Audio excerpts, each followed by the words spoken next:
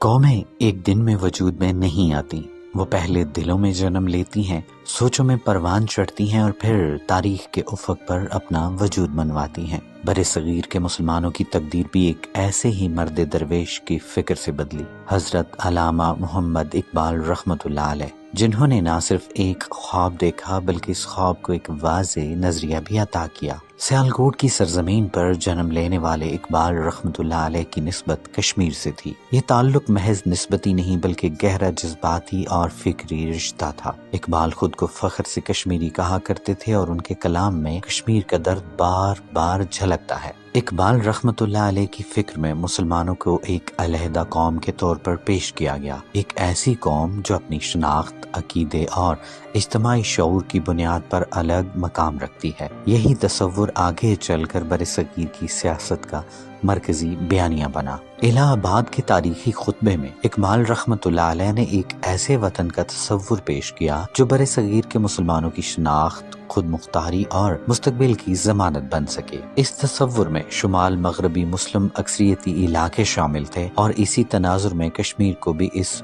وسیع نظریاتی خاکے کا حصہ سمجھا جاتا ہے۔ یہی فکر آگے چل کر پاکستان کے قیام کی بنیاد بنی۔ اقبال رحمۃ اللہ علیہ کے نزدیک کشمیر محض ایک خطہ نہیں تھا بلکہ ایک ایسی سرزمین تھی جو ظلم، محرومی اور خاموشی کا شکار تھی۔ ان کی شاعری میں کشمیر ایک مستقل موضوع کے طور پر سامنے آتا ہے، جہاں وہ جبر، خاموشی اور بیداری کی ضرورت کو اجاگر کرتے ہیں۔ اقبال رحمۃ اللہ علیہ کے پیغام نے کشمیر کو محض ایک علاقائی مسئلے سے نکال کر شناخت اور مزاحمت کی علامت بنا دیا۔ انہوں نے ڈوگرا دور حکومت میں کشمیریوں کی حالت ظاہر کو اپنی شاعری کا موضوع بنایا۔ ان کی نظم ساقی نامہ میں بھی کشمیر کو ایک علامتی انداز میں بیان کیا گیا، جبکہ یہ شعر بھی ان کے اسی احساس کی ترجمانی کرتا ہے۔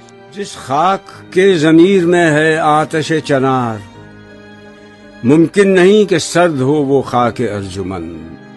دیکھیں، علامہ محمد اقبال رحمۃ اللہ علیہ تو وہ عظیم مفکر تھے جنہوں نے برصغیر کے مسلمانوں کو ایک واضح نظریہ اور شناخت دی تھی، اور ان کی فکر نے ایک ایسی قوم کو جنم دیا جو اپنے عقیدے اور شعور کی بنیاد پر الگ پہچان رکھتی ہے۔ اور اقبال رحمۃ اللہ علیہ کا کشمیر سے تعلق جو ہے وہ محض نسبتی نہیں تھا بلکہ گہرا جذباتی رشتہ تھا، اور جس کا اظہار ان کی شاعری میں بھی ہمیں بار بار دکھائی دیتا ہے۔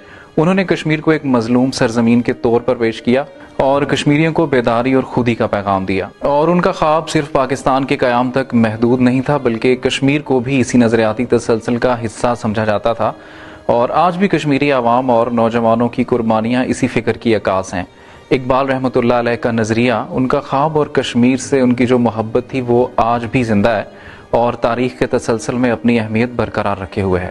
اقبال رحمۃ اللہ علیہ کی آخری تصنیف ارغمان حجاز جو ان کے وصال کے بعد شائع ہوئی، اس تصنیف میں بھی کشمیر کا درد نمایاں طور پر موجود ہے، جو ان کی دور اندیشی کا ثبوت ہے۔ ایسا محسوس ہوتا ہے کہ انہوں نے اپنے وقت میں ہی مقبوضہ کشمیر کے حالیہ ظلم و جبر کو بھانپ لیا تھا۔ آج وہ کشمیر ہے محکوم و مجبور و فقیر، کل جسے اہل نظر کہتے تھے ایران صغیر۔ اقبال رحمۃ اللہ علیہ کی فکر میں ایمان، شناخت اور مزاحمت ایک دوسرے سے جڑے ہوئے ہیں، اور یہی تسلسل آگے چل کر ایک نعرے کی صورت میں سنائی دیتا ہے، کشمیر بنے گا پاکستان۔ یہ نعرہ محض ایک اظہار نہیں بلکہ ایک نظریاتی تسلسل ہے جو اقبال رحمۃ اللہ علیہ کی فکر سے جڑا ہوا ہے۔ اسی نظریے کی وابستگی اور تسلسل کے طور پر کشمیری نوجوانوں نے بھی بے مثال قربانیاں دی۔